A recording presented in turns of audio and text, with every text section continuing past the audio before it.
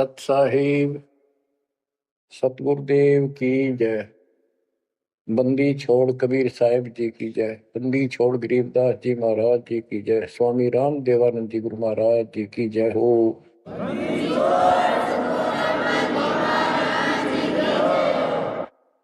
सर्व संतों की जय, सर्व भक्तों की जय, धर्मी पुरुषों की जय। श्री काशी धाम की जय, श्री सुडानी धाम की जय, श्री क्रोथा धाम की जय, श्री बरवाड़ा धाम की जय।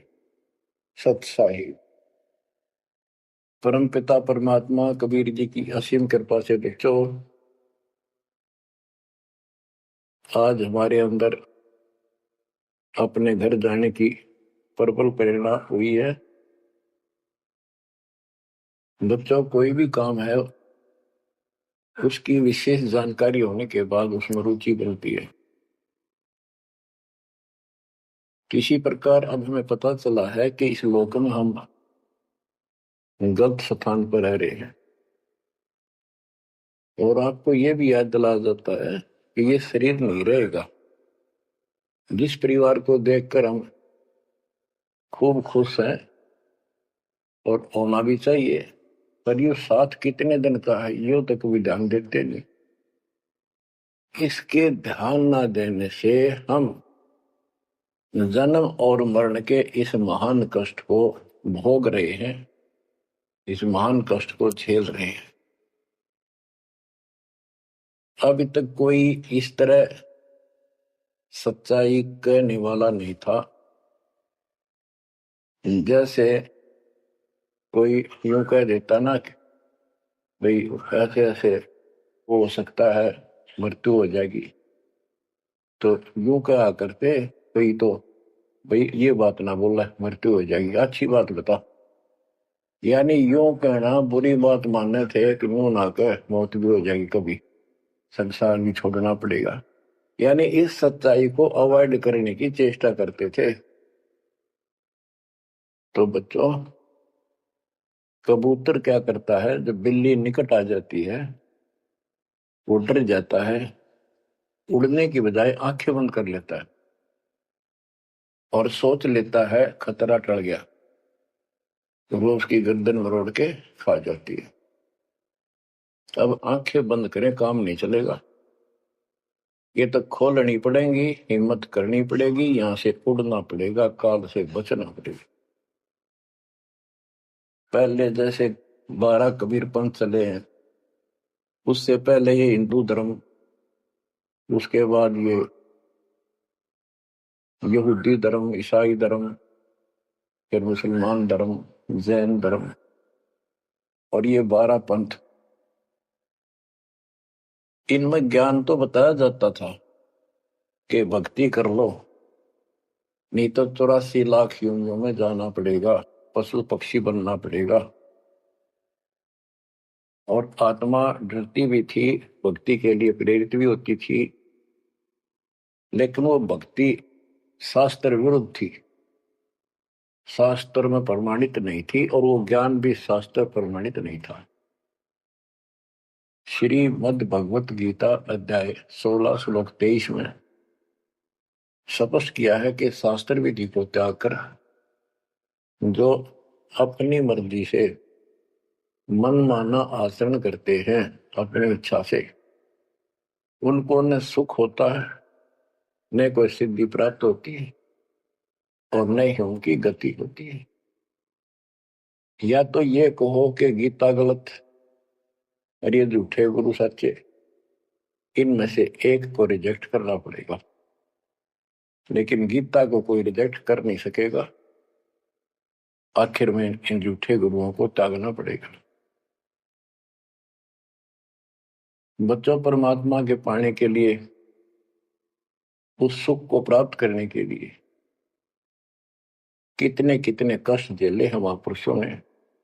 हमने भी उठाए, हम ऋषि बने, ऋषि बनकर कठिन साधनाएं की, जैसा लोक वेद दंत कथाएं सुना करते थे उसके आधार पर सिद्धियां आ गई, सिद्धियां दिखा कर प्रसिद्धि होगी, उस प्रसिद्धि के ऊपर हम प्रसिद्ध हो गए और खूब महर्षि प्रसिद्ध हो गए। अब पता चला वो प्रसिद्धि कैसी थी, जैसे आपको राबिया का प्रमाण बताया, 4 साल की ठीक साधना से ऐसे ऐसे चमत्कार भी हो गए, मक्का उठ के आ गया, लेकिन भविष्य जीरो हो गया उसका। सिर भी काट दिया, इतनी प्रेरित थी भगवान के प्रति, लेकिन नथिंग, कुछ नहीं हुआ। काम तो अब बनेगा जब बनवाया जाता है। गरीब ये जीवन सफल है, जब लग राम रटंत, देखोरी को जाने दे, भरम पड़े हैं पंथ। इस मनुष्य जीवन की सफलता उसी की है जो परमात्मा का भजन करते हैं, अन्यथा इसका कोई यूज नहीं। पशु पक्षी का भी ऐसा ही जीवन है, ऐसे ही कर्म वो करते हैं, खाना पीना, टट्टी जाना, बच्चे उत्पन्न करना, बच्चों के लिए फिर सारा दिन भटक के उनका पोषण करना, फिर मर जाना। ये कोई जीवन है? इस ज्ञान से आपके अंदर जो गलत प्रेरणा भरी हुई है, वो काल द्वारा भरी गई है, बहुत प्रबल है, वो सामान्य नहीं है। अब जैसे किसी को बुखार हो जाता है तो उसके बस की बात नहीं वो नॉर्मल हो जा, तो उसके लिए औषधि की आवश्यकता पड़ती है, और जब नॉर्मल हो जाएगा फिर सारे काम ठीक करेगा। इसी प्रकार ये आपके बस की बात नहीं है जो आप जिस व्यवस्था में लग रहे हो।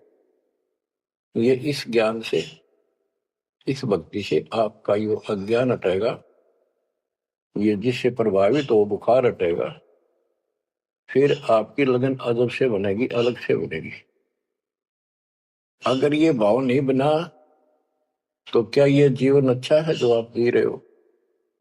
कोटि जन्म तन भर में दोगे कुछ नहीं हाथ लगा रे, कुकर कुत्ता, सुकर सुअर, खर गधा, कौवा, बुगला, बता इन प्राणियों के शरीरों में असंख्यों बार कष्ट उठा लिया अपने को, असंख्यों बार, एक बार नहीं।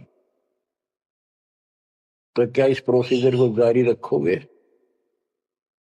मेरी आत्मा तो मान नहीं रही कि आप इसको स्वीकार कर दोगे। और अब भी आपकी आंखें नहीं खुलेंगी और आपकी प्रेरणा नहीं बनेगी, तो फिर इंसान नहीं, पत्थर हो तुम, पत्थर।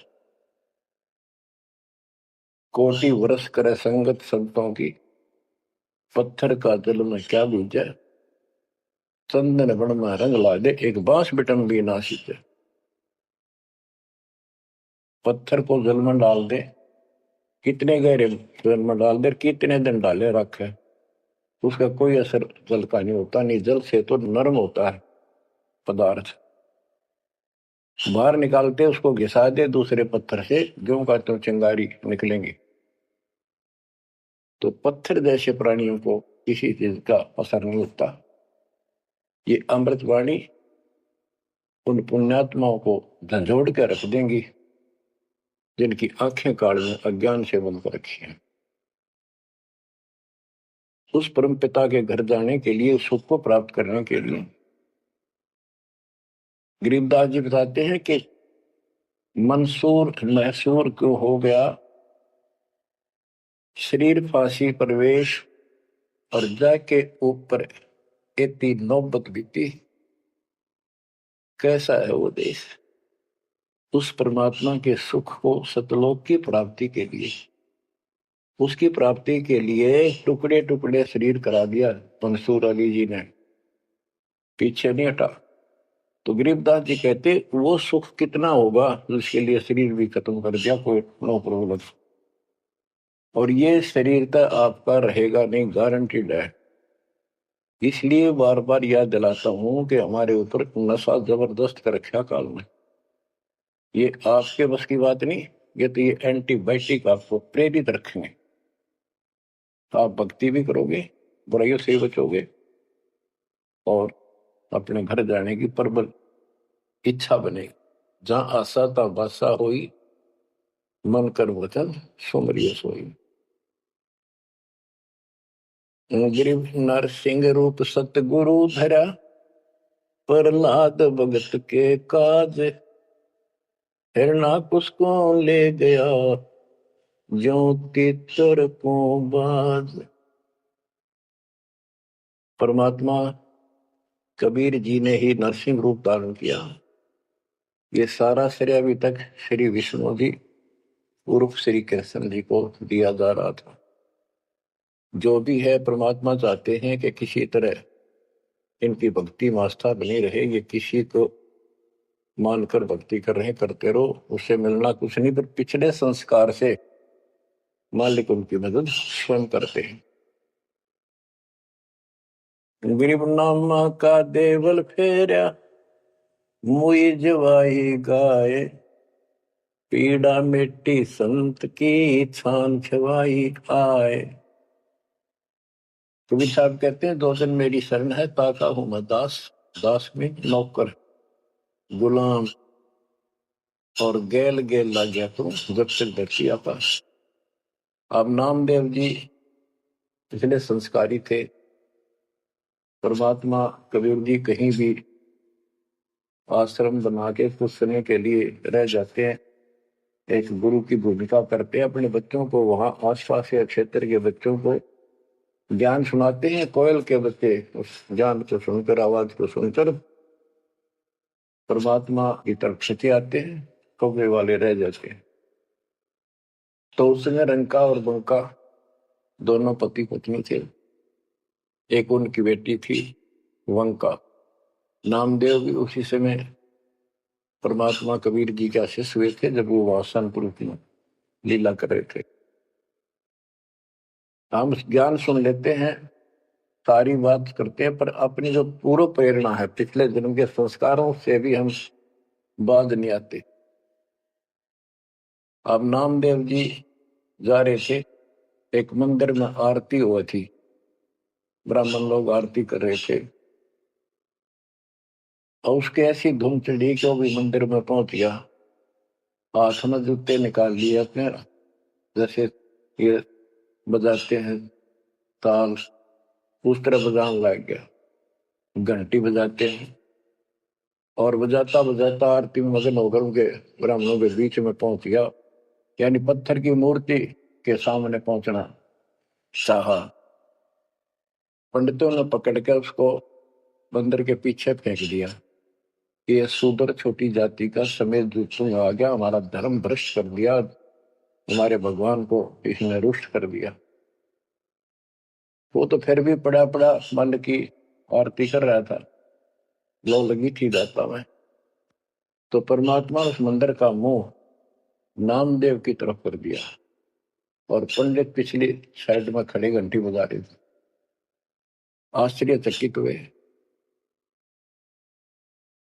तो एक दिन नामदेव रंका बंका के घर गया, तो उस दिन वंका लड़की, रंका और बंका जंगल में लकड़ियां लेने गए हुए थे। पीछे और लड़की अकेली थी, वो कोई पट्टी तैयार करे थी, जैसे किसी के चोट लग जाया करे, हल्दी वगैरह लगा के। नामदेव बोला, बहन किसको क्या हो गया, किसको चोट लगी, किसके लिए पट्टी बना रही हो? वंशा बोली, रे नामदेव तो गुरु जी ने ज्यादा दुखी ना करा कर, तो भाई मर्यादा में नहीं रहता। वहां के जरूरत थी तेरे को जाने की मंदिर में? अपना मंदिर में जाना भगवान ने अलाउड थोड़ा ही कर रखा है। मानता नहीं तो तेरे लिए, तेरी इज्जत रखने के लिए गुरु जी तेरे मंदिर फेर गए थे, हाथा चोट लगी भाई, उनका पट्टी बांधे। नामदेव गया, देखा तो सचमुच गुरु जी के हाथों में चोट लगी हुई है, और वंका ने पट्टी बांधी। तो बच्चों, हम भक्ति भी करते हैं, पर अपने संस्कार फिर भी कोई न कोई अड़ाए रखते हैं। ये परमात्मा को परेशान करते हैं। अब आ गया है कति पीक टाइम, अब ये बात नहीं चलेगी। पहले तो चलो को रह गए, कोई बात ना, पैर पकड़ लिए भगवान ने। अब क्या फिसल गया पैर, तो पता नहीं कहाँ पड़ोगे जाकर। ऐसा अजब गजब का ज्ञान दे दिया, ऐसा समाधान आपको दे दिया, और ऐसे समय में मानो श्री मालिक ने तो आंखें खोल लो। गरीब नामा का देवल फेरा, मुई जवाई गाए, पीड़ा मिट्टी संत की छान छवाई आए। अब जिसमें नामदेव जी ने मंदिर घुमा दिया, घुमाया तो मालिक ने था, लेकिन मालिक अपने नाम नहीं लेते। करा करावा साइया, मन में लहर उठा, दादू सदर जीव के आ बगल हो गया। उनकी महिमा ज्यादा होगी, मुसलमान धर्म के लोगों को दिक्कत हुई। उन्होंने राजा को कहा कि ऐसे ऐसे काफिर है, वो दुनिया को गुमराह करता है कि मुर्दे जिंदे कर देता है, मंदिर घुमा दिया, ऐसे कर दिया। राजा ने पकड़ के बुलाया और कहा ये गाय काट दी वहां पर, इसको जिंदा कर। जब जाने तो संत है, नहीं तो तेरी गर्दन यही काट दूंगा। कबीर साहब कहते हैं हम फिर वहां गए अपने बच्चे के लिए और उस गाय को जीवित किया। जैसे पुराने समय में सब छान झोपड़ी डाला करते थे, हट घास ग्रास की, और वो साल भर में कंडम हो जाती थी, तो बारिश आने से पहले उनको फिर से या तो नई डालते थे या कुछ रिपेयर किया करते थे। नामदेव की माता जी ने कहा बेटा अपनी छान ठीक कर ले झोपड़ी, बारिश आने वाली है, मौसम निकट है। वो कहने लगा ठीक है माता जी, जाता हूं मैं जंगल से सरकंडे काट के लाता हूं, घास फूस। रास्ते में सत्संग हो रहा था, सत्संग सुनकर फिर वहां सेवा में लग गया। शाम होगी, वापस आ गया। उसकी माँ बोली बेटा ले निकल घास फूस। माँ ऐसे ऐसे सत्संग में चला गया, ध्यान नहीं रहा। अगले दिन फिर ऐसे ही। उसकी माँ बोली भाई देख ले तो बारिश हो जाएगी, कुछ दिन सारे कपड़े भीजेंगे, अपने भीगेंगे, बहुत नुकसान हो जाएगा। अगले दिन भी ऐसे हुआ। तीसरे दिन उसने सोचा आधा सत्संग सुन लो और फिर जाऊंगा। आधा सत्संग सुनकर चल पड़ा। सत्संग तो फिर पूरा ही सुनना पड़ा उसने, फिर सेवा सेवा ना करी, अपना वो काम के लिए चल पड़ा। जल्दी जल्दी घास फूस काटने लगा, पैर में कुहाड़ी लगी, दांती लगी और ज्यादा चोट लगी। पैर के पट्टी बांधी, अपना कपड़ा वही ले रखा तो पाड़ के चद्दर। और उसी दिन परमात्मा ने नामदेव का रूप बनाया और खूब ये सरकंडे सिर पर धर के लाए, आके छान बना दी और डाल दी। नामदेव शाम को लंगड़ाता लंगड़ाता पहुंचा। माँ बोली के ला गया बेटा? उन्होंने बताया माँ ऐसे ऐसे आज भी ना लड़ पाया मैं तो। माँ उस झोपड़ी से आगे पहुंच गई, बेटे को तकलीफ सी देख के क्या लग गया बेटे के। माँ माफ करिए आज भी नहीं सामान जान पाया मैं तो, वो ऐसे ऐसे बन गई मेरे साथ। कोशिश करूँ था जल्दी जल्दी काटूं, माँ दुख पाओगी। मेरे तो पैर में कुहाड़ी लगी है, दांती लगी, चोट लगी और चला भी नहीं जाता। माँ ठीक होती बनाऊंगा झोपड़ी। उसकी माँ उसके मुंह की तरफ देखे और कहा बेटा क्या बोल रहा है तू? तो अभी तो आया था झोपड़ी खुद बना के गया, बेटा क्या कह रहे हो, ये चोट कब लगी तेरे? नामदेव निकट आया, देखा ताकि झोपड़ी बना रखी है गजब के सरकंडे लाके। ऐसे तो आसपास की तो थे भी कोनी, ऐसा घास फूस। नामदेव खूब रोया बैठे। माँ भगवान थे, परमात्मा थे वो तो बच्चों जो दिन मेरी शरण है ताका हूं मैं दास, गेल गेल लग गया जब तक धरती आकाश। ये किसी जन्म में भक्ति खूब करी थी जैसे इस युग में, और इस युग के फिसले हुए भक्ति गजब की रहती है, क्योंकि यह साधना शास्त्र रूप है। मोक्ष ना होता तब तक परमात्मा इनके साथ ठहरे, इनसे चमत्कार भी होते रहते, नाम भी हो जाता, पर काम तो ना बना, मोक्ष तो ना हो। तो ये जो ज्ञान आपको सुना जा रहा है, ये हर पहलू पर आपको सतर्क किया जा रहा है बच्चों। या तो इस भक्ति में छोड़ दो, रिया कति दृढ़ हो जाओ, कमर कस लो, अब के पीछा छुटवाना है। ये लल्लो पत्तो बहुत होली, केवल हम सुख मांगते हैं, धन मांगते हैं, बेटा ना तो बेटा मांगते हैं और धन संपत्ति मांगते हैं। ये तो बिना मांगे दे देगा जब दिल डट गया आपका, दृढ़ रहे तो।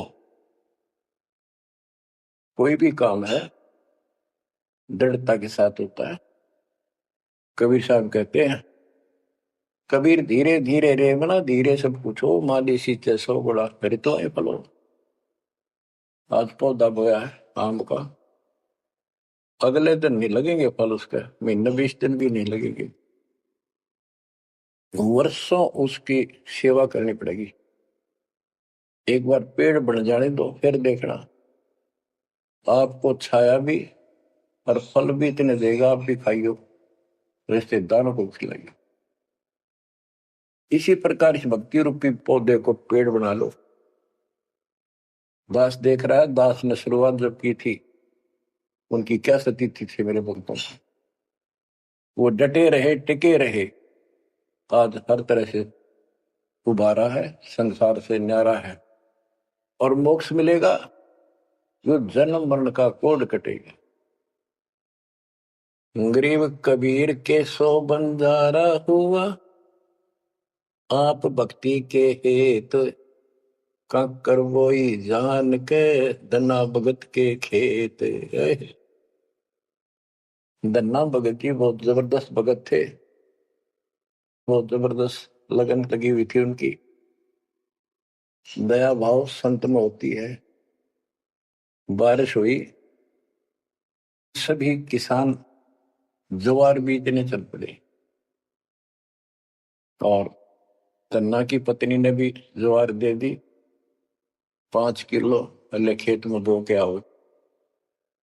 भगत जा रहा था बैल लेकर के, हल लेकर के, रास्ते में 4-5 भगत भूखे बैठे थे। तब भगत स्वाभाविक साधु संत को देखकर राम राम करी, उसने बैल खड़े कर दिए, बैठ गया 2 मिनट भगवान का। सुबह सुबह पता चला कि उन्होंने 3 दिन से भोजन नहीं खाया था और मरने के कगार पर। कहने लगे, भगत हम तो मृत्यु के निकट हैं, कहीं भोजन नहीं मिला, क्योंकि रेगिस्तान राजस्थान या भी पहले सारी स्थिति ऐसी थी नहीं, बढ़िया वाली जनता थी। बारिश हो गया तो फसल होगी, ना तो भूखे मरा करते।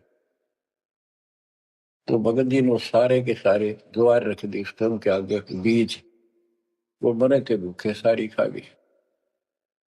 अब वो चल पड़े, भगत जी ने सोचा ही वे घर वाले लड़ेंगे, पत्नी भी गर्म मिजाज की थी, और इसमें तो भाई कोई भी टोक दे, बीज भी कित खा गया तो कित खो दिया, किसान का तो जीवन होता बीज। लेकिन उसने परिवार न्यौछावर कर दिया, कंकर इकट्ठी की लोगों को दिखाने के लिए, जैसे और बीज बो रहे थे ऐसे कंकर बखेर के हलवा के सामने घर आ गया, खेत में जाकर नहीं देखा। कुछ दिनों के बाद औरों के तो ज्वार गजब की उगरी, और भगत जी के खेत में तुम्बे मतीरों की बेल उगरी बिना गिनती की, और मतीरे लग गए मोटे मोटे, ये तुम्बे ऊपर नीचे पड़े नो भरी दिखे, उनका खेत बना दिखा। कुछ दिन के बाद क्या होता है कि बारिश ना होने से उस क्षेत्र में अकाल जैसी स्थिति होगी, और ज्वार किसी का हुई, किसी की थोड़ी बहुत हुई, बिल्कुल नहीं हुई। तो वो तो बात की बातें हैं। किसी ने जाके धन्ना भगत की पत्नी को बता दिया कि तुमने ज्वार नहीं बोई। वह बोली, बोई, वो कहा हमारा भगत कि ना आपके तो मतीरे उग रहे हैं, ज्वार है ही नहीं। उसका दुख हुआ, ज्वार भी कित खा गया यो। तो वह गई, देखा सचमुच वहां तो मोटे मोटे मतीरे भरे पड़े। एक मतीरा यानी एक तुम्बा लेकर चल पड़ी। धन्ना भगत को पता था कि बात आज बिगड़ चुकी है। उसके बाहर जाते ही भगत वहां आ जाते थे, उसके रहते नहीं आते थे। वह जल्दी वापस आ गई। धन्ना भगत ने सोचा था शाम तक आओगी। तो भक्तों से कहा तुम जाओ,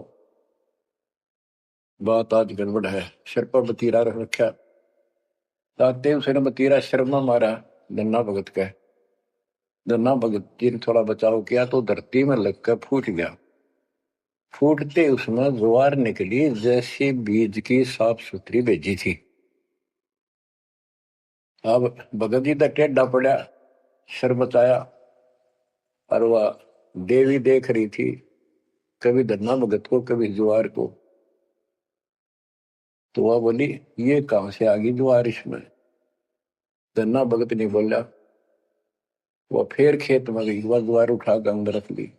वहां जाके देखा कपड़ा बिछाकर मतीरे फोड़न लागी। ढेर लाग गया, गठड़ी बांध के चल पड़ी। ढोण लागी ज्वार, अरोरा की ज्वार कति कंडम सी होगी वो ये को ना। खड़ी तो रही पर उसमें बीज नहीं बना, सूखी सूखी सी खड़ी। अब वह 5-6 गठड़ी ले आई भर भर के। भगत बोला जितनी अपनी होनी चाहिए थी ना तेरे खेत में उतनी रखना, ज्यादा ना लेना भगतमती ने। बोली तू तो ऐसे करा कर, भगवान ने दी है सारी लाऊंगी। वो आगे छड़ी भर के चाली। जब उसका कोटा पूरा हो लिया, वहां तक तब बोझ मरती आई बाहर खूब लग गया। उतारी तो सारा फूस बना पाया। एक फेर लाई वो भी नहीं हो गया। हार के बैठ गई।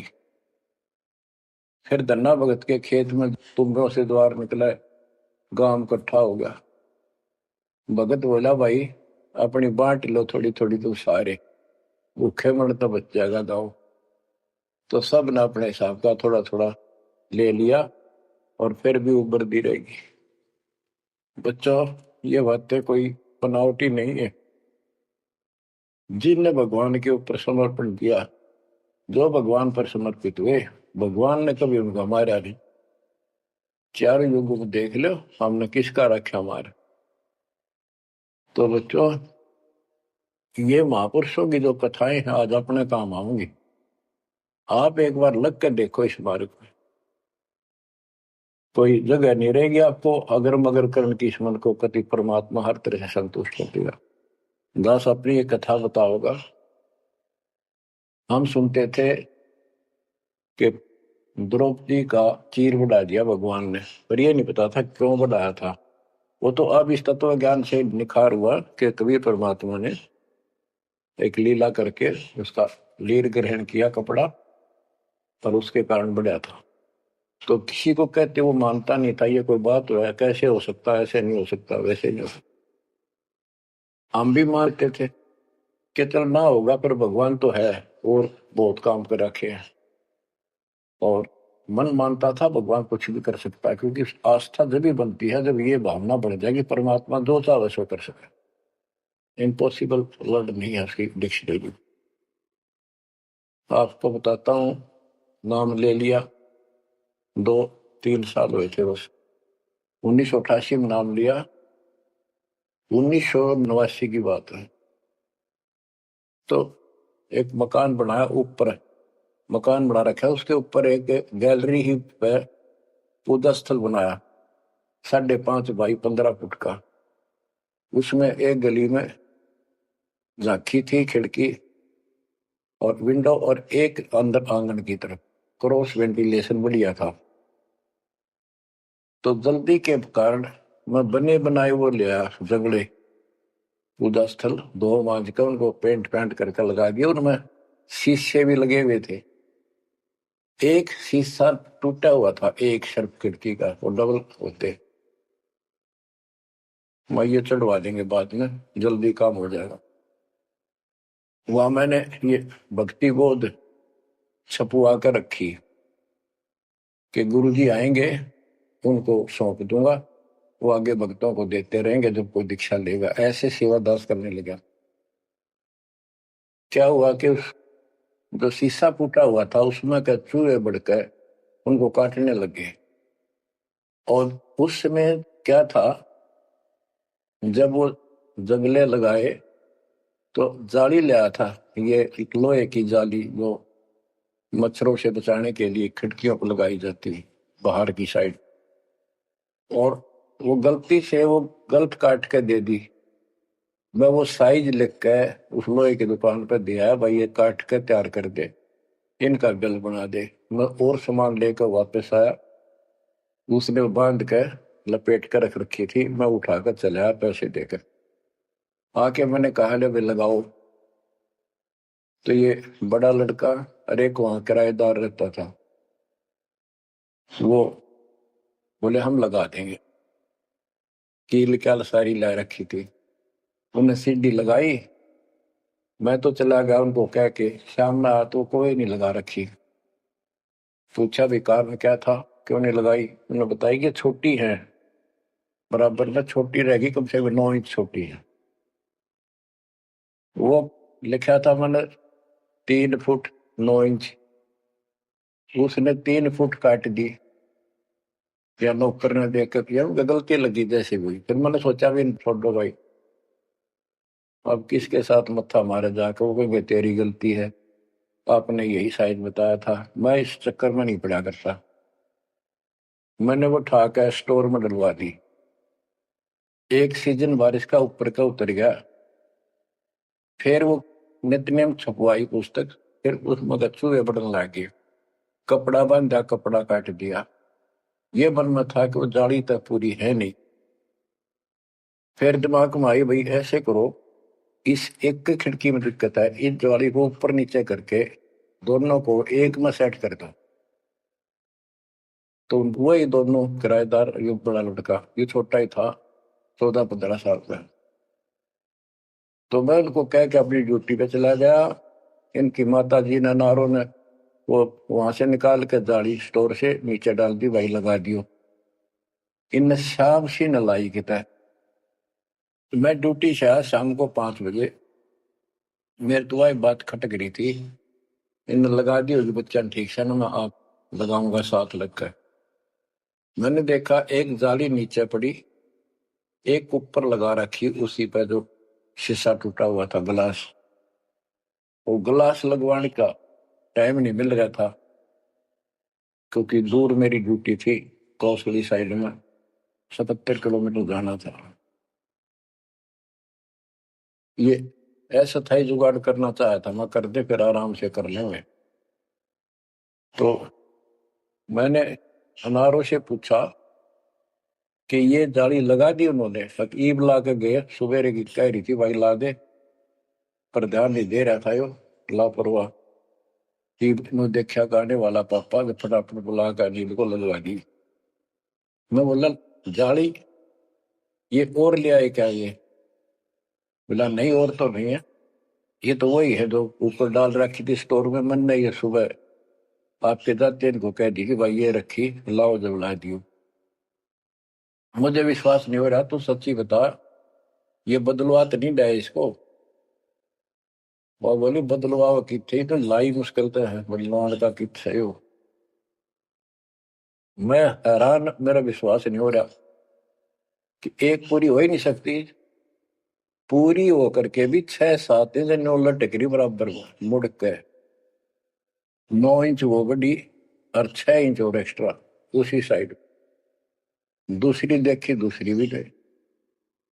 फिर इसने लैब में ढूंढ गए, बड़े लड़के खेल रहा था कि तो। मैं बोला तू ये बता, ये जाली बदलवा के लाया है कि वही है? वही है, मेरी मां ने उतार के यहाँ डाल रखी थी, हमने ला दी। मैं मेरी कसम खा, कबीर साहब की कसम खा रही बच्चों। वो दिन है आज, इतना गजब का विश्वास कर दिया दोस्तों। बात कुछ नहीं थी, बात और भी लाई जा सके थी, लेकिन दोनों दिखा दिया। कपड़ा छोड़, हम लो बढ़ा जा। इस मालिक कबीर साहब ने लोहे की जाली बना दी, वो आज भी विद्यमान है। एक तो उनमें से वो मकान बेच दिया था इसने वीरेंद्र ने मेरे यहाँ इस मार्ग पाने के बाद। जिसने लिया वो भगत, उस भगत ने वापस डोनेट कर दिया कि ऐसी अनमोल पूंजी को मैं सुरक्षित नहीं रख पाऊंगा, आपको वापस दे दी। आज वो फिर वही है, वह जाली लगी हुई है। हमने भी उसको सफाई अभी किया नहीं है, क्योंकि हमें थोड़ा सा फुर्सत चाहिए होगी। यहाँ से निपटेंगे इस मिशन को पूरा करके, उसको फिर याद के रूप में रखेंगे। तो बच्चों, विश्वास रखो इस मालिक पर। कहे कबीर सुनो भी साधो, मैं तो हूँ विश्वास में। और गलत साधना करने से कुछ नहीं मिलेगा। क्या बताते हैं?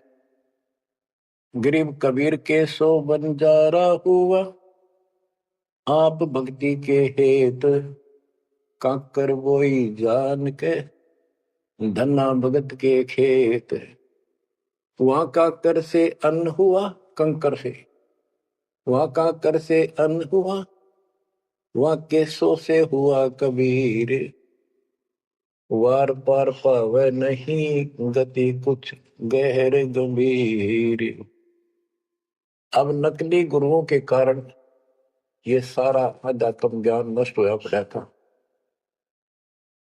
उसके बारे में गरीबदास जी बताते हैं, गरीब विष्णु त्रिलोकी नाथ के परचे कोटि अनंत, भगत वत्सल भगवान है क्यों निंदत है संत।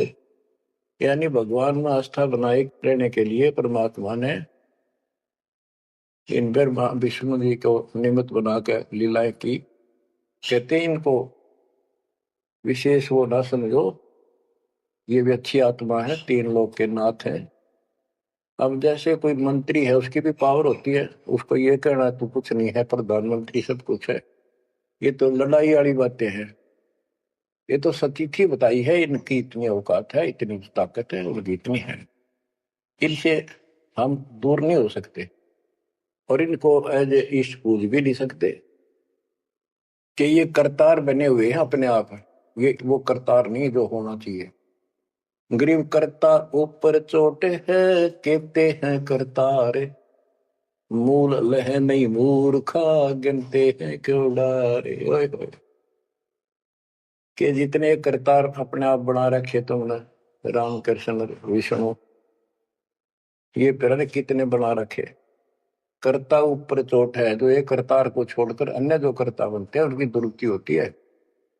रामचंद्र देख लो, सारी उम्र दुखी रहा और कर्ता बन रहा था। लोग भगवान के थे, भी मान लेता था। आजीवन कष्ट रहा, अंत में सरयू नदी में जल समाधि ली, डूब कर मेरा। कृष्ण जी सारी उम्र दुखी रहा, सुख का सांस कभी नहीं, कभी कंस, कभी केसी, कभी चाणूर, कभी कुछ पूतना, और आखिर में दुर्वासा के श्राप से कुल उनके सामने नष्ट हो गया। जिसका कुल सामने मर है और पाछे वो जीव है, सबसे निर्भाग आदमी है। सब कष्टों को देख कर रो रो के टाइम काटा। आखिर में एक विषाक्त तीर से मारेगा, विषाक्त जहर से बुझे हुए एरो तीर से मारेगा। अब क्या बताते हैं, गरीब करता ऊपर चोट है, कहते हैं करता रे, मूल लह नहीं मूर्खा गिनते हैं क्यों डारे। के मूल की पूजा क्यों नहीं करते, डालियों में क्यों गिनते फिर हो तुम, कितने भगवान है, कितने टहनी है। मूल से सब कुछ होता है। गरीब सतगुरु साहिब एक है, दूजा ब्रह्म विरोध, बिन सतगुरु सूझे नहीं, चाहे पढ़ो 18 बोध। गरीब गलगोटा गुरु आखने, फांसी दे अड़ाए, द्वादश तिलक बनाए कर चंपुर दे धकाए।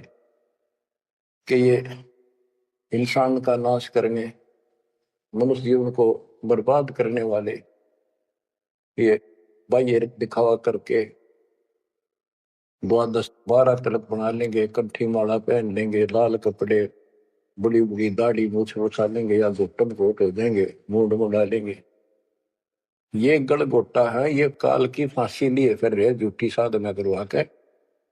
कहते द्वादश तिलक बनाए कर लोग इन पर कुर्बान हो जा साधु है, और जमपुर दे धक्का, यानी उस नरक में धक्के ते ठोक दे। या साधना गलत पे जागा करो। बच्चों, ये मूल ज्ञान है, ये तत्व ज्ञान है, और ये जो ज्ञान आपको दिया जा रहा है आपके लिए वरदान होगा। ये कबीर साहब की गिफ्ट है। इस रजा को संभाल के रखियो, इसको हल्के में ना लियो बच्चों। कुर्बान हो जाओ। ये धंधे करते था सिंह धन हो गए, कितना पूरा ना पट्टा। इसकी शरण में डट कर सत्संग सुना करो, सेवा करो और दान करो, मर्यादा का निर्वाह करो, भक्ति करो। देखना न्यारे रंग ला देगा दाता। मालिक आपको मोक्ष दे, सद्बुद्धि दे, आपको याद बनी रहे अपने घर की सत्साई।